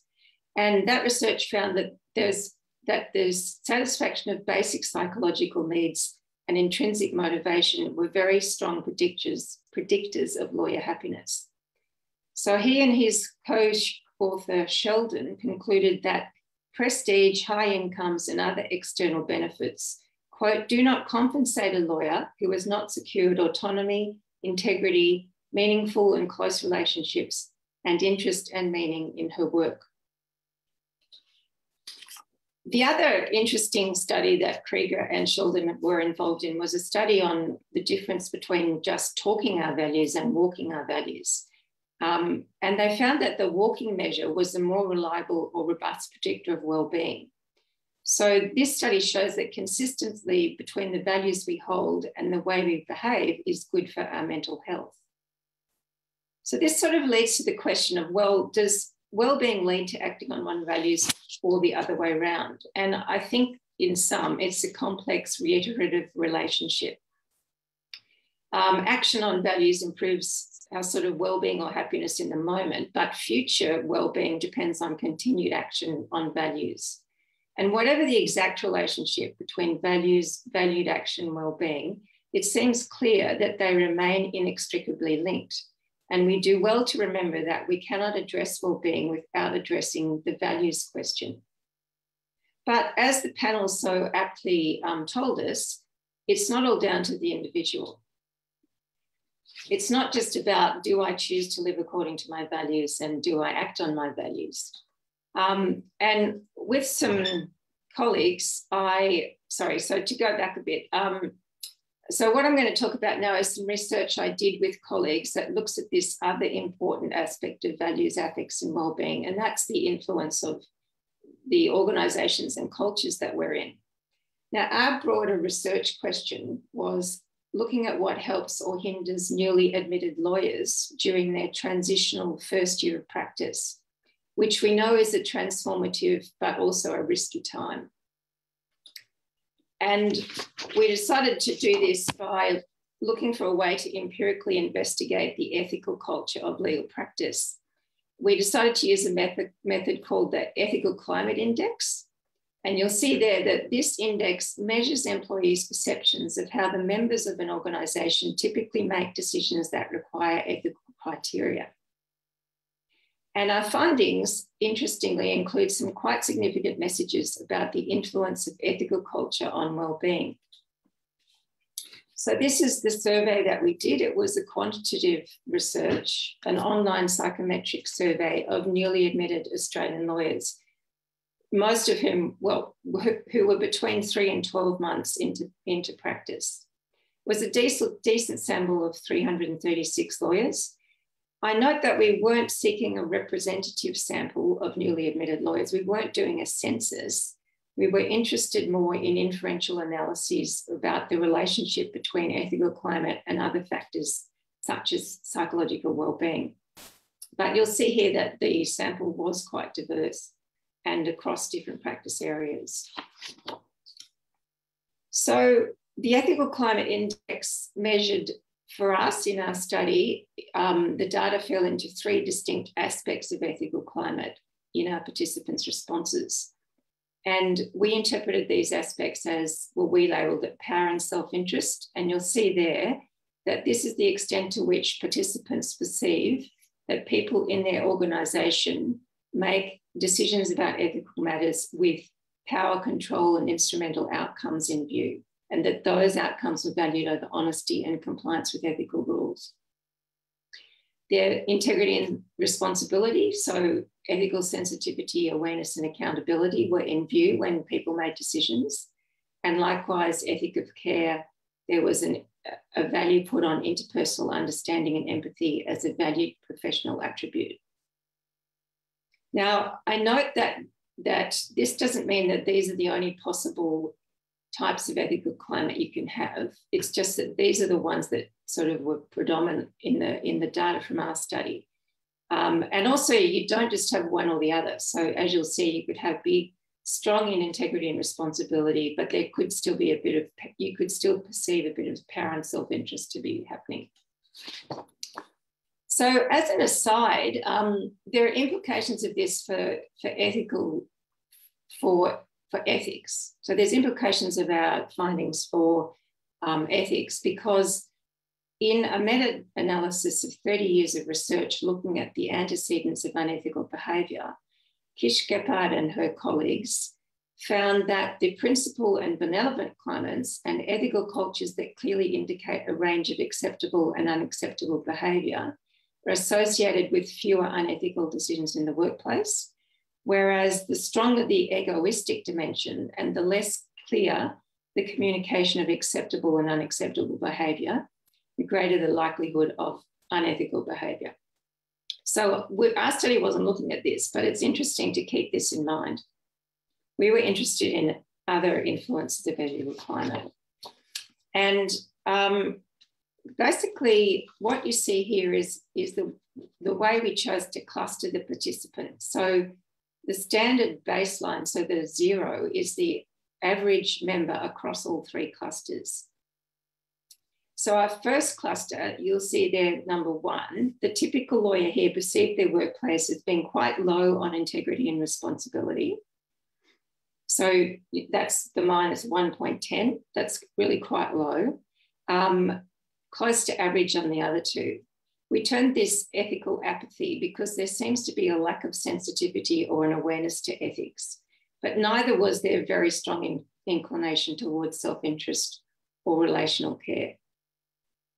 Second cluster, the typical lawyer here perceived their workplace as substantially higher than average on power and self-interest, low on ethic of care, and average on integrity and responsibility. So we called this climate getting ahead. And the third cluster was more positive balance, lower than average on power and self-interest, moderately higher than average on integrity and responsibility, and slightly above average on ethic of care, which is not perfect by any means, but it's better than the other 2 clusters. So the good news is that just over half of our participants were in the positive balance category, but just under half were in less than ideal ethical climates. And this is pretty concerning from the viewpoint of legal ethics, but it also has implications for wellbeing. So what we did was we compared the proportion of participants, because we also, as well as giving them the ethical climate survey, we gave them a number of other surveys, including this depression, anxiety, stress scale, which is a standardized survey. And we looked at the proportion of participants who were in the moderate and above severity category of this depression, anxiety, stress scale. So this categorization identifies an approximate proportion of participants who may be experiencing a level of distress which is interfering with their everyday life, work, and relationships. So we weren't diagnosing, we were just looking at their symptoms of depression, anxiety, and stress. And then we correlated those responses with their answers on ethical climate. Now, the results were unexpectedly clear. Participants in the positive balance category, which is the green category there, had significantly lower likelihood of being in the moderate and above category for symptoms of depression, anxiety, and stress. In other words, they had significantly lower levels of symptoms of psychological distress. Those in the getting ahead, which is the red one, they were almost 3.5 times more likely to be in the moderate and above category on the DASS depression subscale than their colleagues in the positive balance category. So much more likely to be showing symptoms of depression than those who were in the positive balance climate. Lawyers in the ethical apathy climate were almost 3 times as likely to be, again, in the high category for depression, and 2.5 times higher, more likely to be in the moderate and above category on the anxiety subscale. So I hope I haven't confused you there. Basically, you are more likely to have symptoms of moderate to severe depression if you were in the ethical apathy climate or the getting ahead climate than if you were in the positive balance climate. So lawyers in those 2 negative climates were twice as likely to be in the higher stress category compared with lawyers in a positive balance climate. So I hope you're getting the message that it's not a pretty picture in terms of psychological distress for lawyers who were in one of those, what we would call negative ethical climates. You remember, I talked about the self-determination theory and getting our psychological needs met, our needs for autonomy, confidence, and that relatedness. So we also analysed the data according to those psychological needs. We also had given surveys to participants about job satisfaction, career satisfaction, and whether or not they were in an organisational learning culture. And you'll see basically that it was much better on all these counts for people who were in the positive balance ethical climate. Their autonomy need was more likely to be met, likewise competence, likewise relatedness. They're likely to have more job satisfaction, more career satisfaction, and to be in an organisational learning climate. Now, it's interesting that the getting ahead subtype, which is the middle one, is sometimes worse than ethical apathy on these graphs, but usually there's not much of a difference. And these are 2 vastly different ethical climates. So one, we're talking about apathy where there's not much interest in ethics, but there's not much interest in power and egoism either. And in the other, there's a strong interest in power and control. But it's really interesting that they seem to be similarly harmful in impairing wellbeing or professional development. We found that building an optimal ethical climate, that organisational learning culture was key to this. Such a culture is evidenced by a high degree of trust, a high regard for initiative, by reward and encouragement for participation in learning, by flexibility, adaptability to challenge and to change. It is relational in that it has an ethic of care. It allows for appropriate critical questioning and discussion at all levels of the organisation. And it provides a safe place for new lawyers to learn, including learning from failure, which is crucial to them developing competence and professional judgment. So when new lawyers perceived their workplace to be one of organisational learning, they had significantly higher perceptions that their workplace was also marked by the qualities of integrity and responsibility and ethic of care dimensions. I think this is a really interesting finding in relation to what Desi was saying on the panel about having to build structures that support mental health, because in terms of what our research found anyway, there's a clear overlap between structures that support mental health and ethical conduct. So I'll conclude there because maybe there'll be time for a few questions. Just to summarise, we can't divorce values and wellbeing. We have to, I think, I would be suggesting we think about them in tandem. And I think not just at the individual level, but as a profession, we think about our values of profession and whether we are actually living them out in the way we structure our work. Likewise, wellbeing and professionalism, wellbeing and ethics are linked, and the factors that influence our wellbeing influence our ethical decision-making. We can't reduce lawyers' mental wellbeing to individual personal experience disconnected from the ethical climate of their workplace. That ethical norms have a really important role in shaping the way our basic psychological needs are met or not met in the workplace. and that this has significant consequences for our well-being and ethical conduct. So I'll leave it there. Thank you. Thank you very much, Professor Holmes. That's been really fascinating to see some of those results of the research in particular, and the connection between people's value set and the way in which both they perform in the sense of whether they're acting within ethical norms, and also their degree of satisfaction and so on. It does actually might seem that despite everything you hear, goodness does have its own rewards. Now, there is an opportunity for people to type questions in the question and answer function, and I observe that Dr. Dawn D'Amico is back with us as well. So I will sort of try to follow the Q&A and pass on questions. I know there's been a question about the breakdown of sole practice and so on in the Victorian Legal Services Board and Commissioner Annual Report. And the answer is been given by another participant that breakdown of sole practice, male, female, barrister, solicitor, etc., can be found in the report. And there's a link. I won't read it out because it's very long, but it's at the Legal Services Board website. But are there any other questions of either of our keynote speakers today that I can pass on?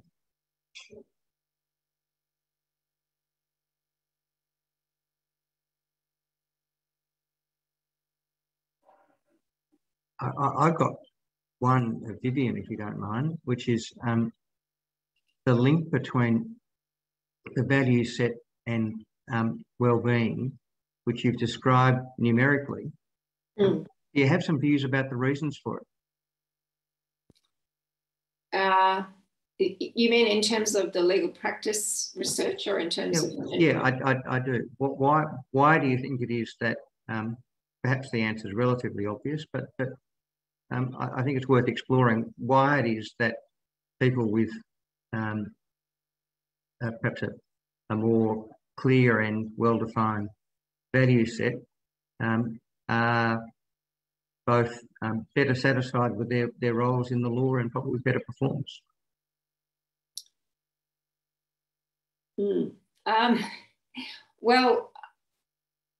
Well, I think they're probably, in terms of the analysis of professionalism, it means that they're better.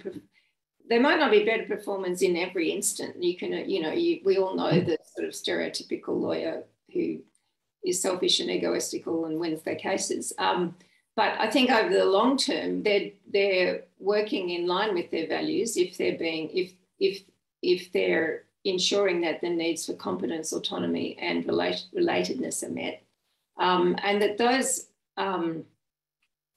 those skills of being that sort of a professional, I think, interlink very much with what we see as an ethical professional. And so they presumably are intrinsically motivated to be an ethical professional and consequently feel much more satisfied with the way they work and what they achieve.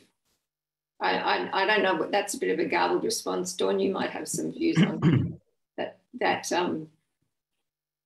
matter of how those two, the values and the well-being, come together. I mean, it's clear from the studies that they do, but being a psychotherapist, you're probably better able to answer that than I am. Sorry, Dawn, you're on mute. Thank you. I've had actually numerous discussions with Larry Krieger and one discussion with Sheldon, and those are the authors that Professor Holmes is referring to. And it seems as though our intrinsic values are formed at, a relatively young age, and other people have actual values worksheets that individuals can evaluate if they're working against or with those intrinsic values. And it seems as though there really becomes a psychological conflict within the individual, and that conflict, if they're working against comes out everywhere. It comes out in anxiety, it comes out in depression, it even comes out in aggression. So versus if one is working with their core values. Now, the issue is, and I think Professor Holmes, you've been so exactly right on this, is we have new people coming into the profession, and we can see a switch in core values. Well, it's really not a switch in core values. It's a switch in values because of pressure from the agency that they're working within. So in other words, the cultural values are different from the individual's core values. And that sets up a genuine conflict. Yeah, we actually found in another lot of research we did about the transition into practice from student to practitioner. So again, looking at new lawyers, that the most successful transitions had 3 factors. One was decent supervision, but another one was a value fit. So if they felt comfortable with the values of the firm, the legal practice in which they were working, they're much more likely to transition to comfortable, professionalism than those who felt a value conflict.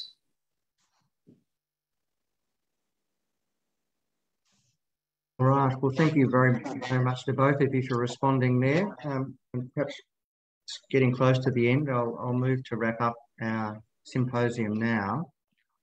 Just before I do, I just wanted to say something about National Mental Health Month. Until about 3 or 4 years ago, we had National Mental Health Week, which was a week in October. That the number of activities that were being carried on has expanded so much that we found it possible to have a National Health Month. And we're at the start of that month, so there are many, many opportunities for everyone to participate in further events if they wish to do so.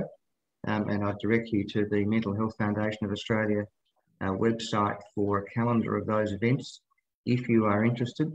National Mental Health Month is an initiative of the MHFA.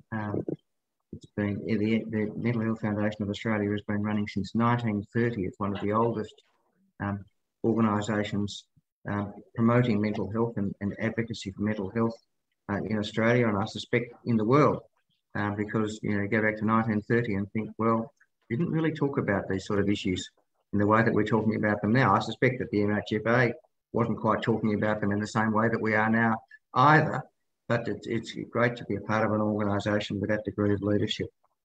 So National Mental Health Month aims to bring together Australians in a nationwide conversation about mental health. And we aim to maintain the conversation for an entire month and beyond through a series of various mental health related events. It's a program that we're very proud of, and we intend to reach out and educate as many Australians as possible. We want to reduce stigma that surrounds mental health issues. We want to facilitate positive and, importantly, non-judgmental discussions surrounding this important topic. 1 in 5 Australians experiences a mental health illness. And it's time that we gave it the due attention that it deserves. Throughout the month, there are many events organised in each state and territory, although, of course, in many of those states and territories, like this seminar, they've had to be entirely online, which is why, amongst other things, the theme this year is post-pandemic recovery challenges and resilience. The theme focuses on raising awareness about mental health in various industries and communities. Every individual, we think, has faced, and many are still facing, unprecedented challenges due to the COVID-19 pandemic. And with that theme in mind, we aim to extend our campaign even wider than previous years, with events planned to embrace many different community groups and people of all ages and walks of life, walking on the road to recovery and fostering resilience. It's why we have, as Chris Blander mentioned at the very start, why we have this inaugural symposium on mental health for legal professionals.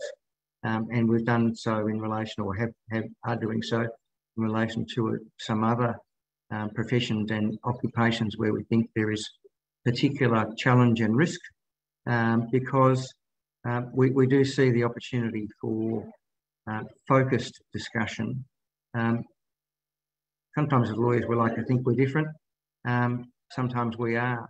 Certainly the challenges that we face, while many of them are the same as all professionals face, some of them are unique to the law, as we have heard.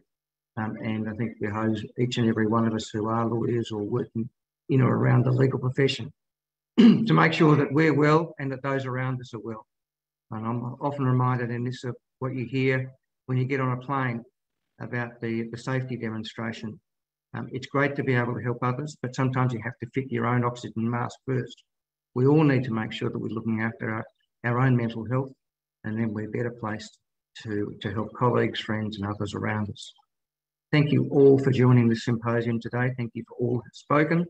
It's been terrific that the Victorian Bar has got behind it, and I thank President Chris Blandon and his executive team for supporting the event. I thank everybody at Mental Health Foundation of Australia who has been involved in the organisation of it, both technically and in bringing together the program.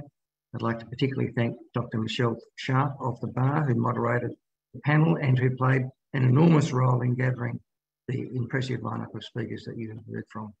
So thank you all very much, and you're now free to leave the symposium. I officially declare it closed. Thank you.